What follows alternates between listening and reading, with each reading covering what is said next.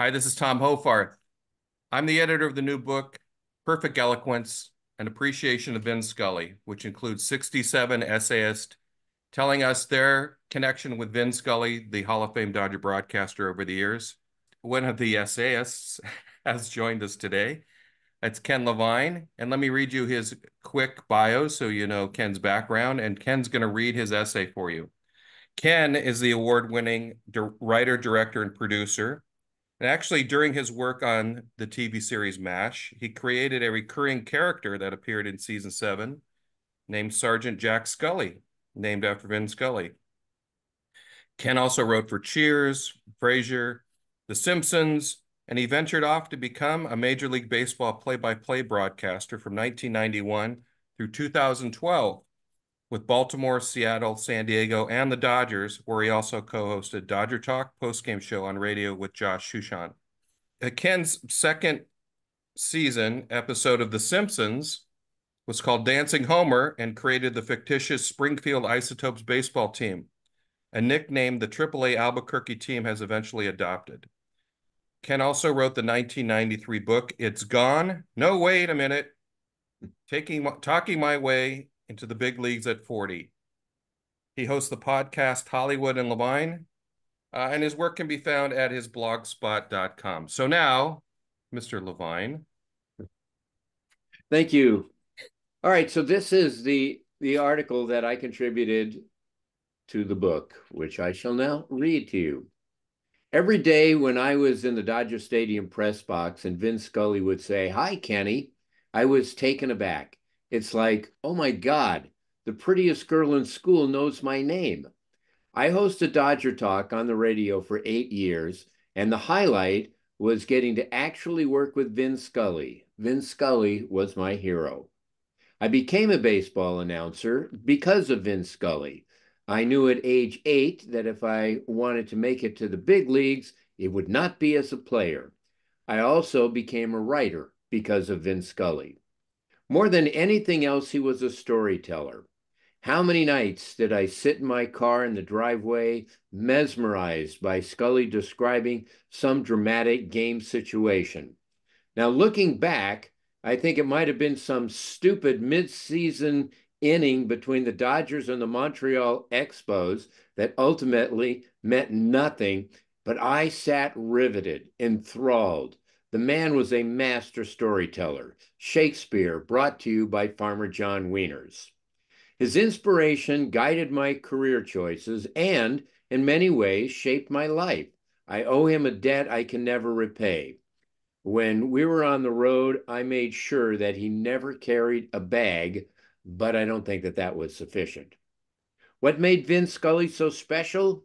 His play calling, knowledge of the game, sense of humor, poetic use of language, storytelling, rising to the occasion of big moments, instant recall of games past, making spring training games sound interesting. Well, all of the above, but something else. There was a game late in the season a few years back, final day of the year. The Dodgers and another team were battling for the division title. And on this Sunday at Dodger Stadium, they were going head to head. The winner took it all. And wouldn't you know, it all came down to the 9th inning. Don't you love baseball? Now, if you subscribe to MLB.com, you can go back and listen to any team broadcast from that year. They're all archived. A few days after the game, I thought it would be fun to hear how both broadcasters called it. Now, the visiting broadcaster is also one of the best in the business and in the Hall of Fame. Books will be written about him someday. Now, I listened to him first. With the Dodgers up and a man on base, an easy double play grounder was hit to the shortstop. But this was a rookie just called up, and for whatever reason, he booted it. Now, the announcer lit into him. This was a play you need to make in the big leagues. He wasn't wrong, and there's something to be said for objectivity. That proved to be a very costly error. But then I listened to Scully's call of that inning. Same description of the miscue, but a different reaction. Scully said, "You know, your heart has to go out to that young man." I mean, not used to playing in front of 50,000 people and a national TV audience, just called up from the minors, being in a pressure situation unlike any he's ever faced. He must feel so terrible. And it hit me. That's what made Vin Scully so exceptional, his humanity. With everything on the line, Scully's reaction was empathy. His inherent goodness was what made us not just admire him, but love him. He truly did become a member of your family. If only he could have been at our Thanksgiving dinners instead of that weird uncle who always had dandruff in his mustache. Toward the very end of his career, he and I were flying home from Phoenix, where Scully had called a momentous spring training game. By the time we arrived at LAX, it was well after 10 p.m. Scully was dog tired. He was probably in his mid 80s by then. Well, we exited the restricted area where friends and family awaited passengers. And needless to say, when Vin Scully emerged, the 20 or so people in the area were beyond thrilled. They swarmed around him, asked for photos and autographs. Now, it would have been so understandable if he had said that he was exhausted and declined, but instead, he stayed for 15 minutes, signed every autograph, shook every hand pre-COVID, and took every selfie. Humanity. And he said hello to me every day. I still can't believe my good fortune.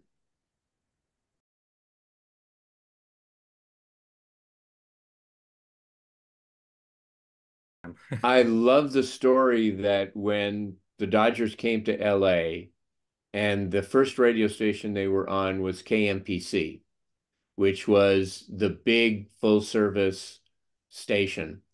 They had the Rams and they had UCLA Bruins and they had the Los Angeles Angels minor league team. This was Gene Autry's station, right? This was Gene Autry's station. And so when O'Malley signs with them, they say, oh, and we have some wonderful announcers. You're going to be real pleased. And O'Malley said, no. I'm bringing the announcers. These are my announcers. And he brought Vin and Jerry, and I think he left Red and one or two others behind. Yeah, no, he left. Al Helfer Yeah.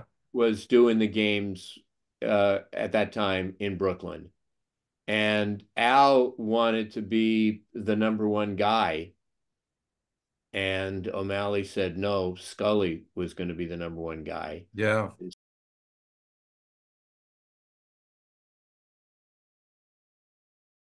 And then do you remember too, the reason why they left KMPC after about a year was because Yeah. O'Malley?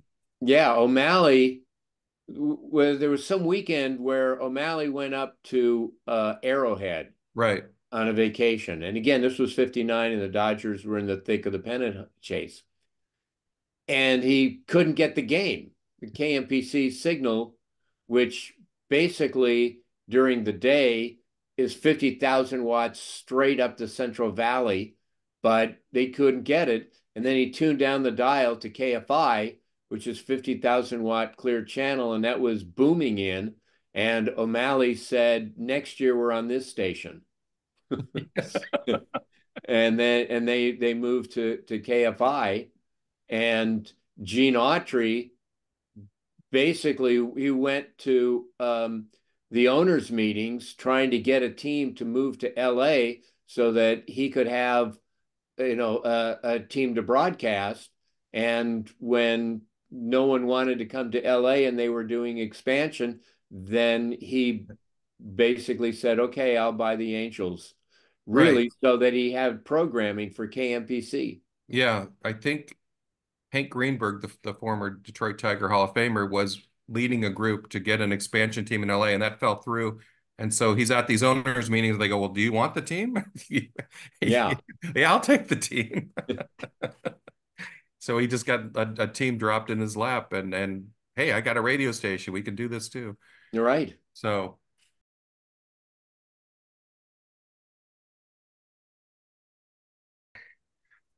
I remember one time there was like a spring training game and something struck Vinny something, remember, it was Washington Senators.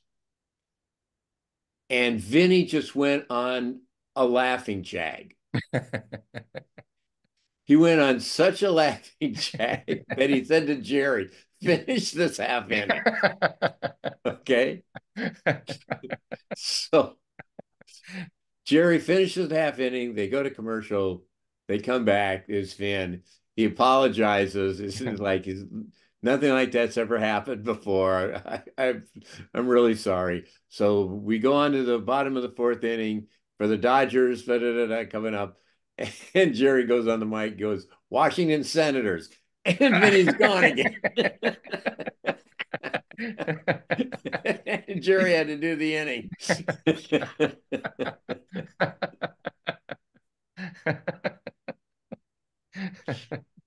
Oh.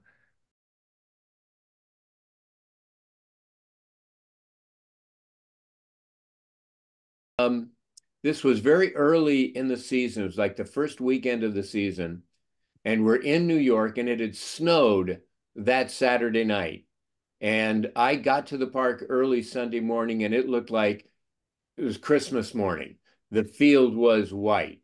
Clearly no game that day. And the only other person who was in the press box was Vin.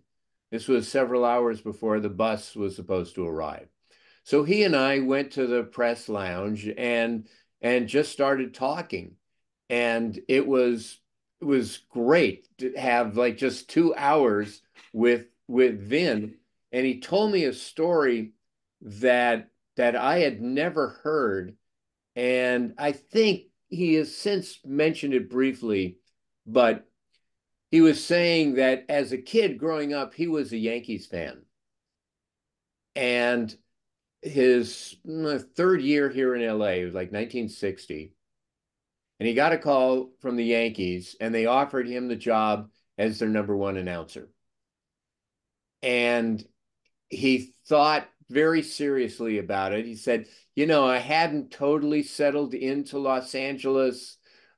This was my boyhood team. This was New York. I'd be the voice of the New York Yankees. And he said, I almost took it. He said, I came very close to taking it.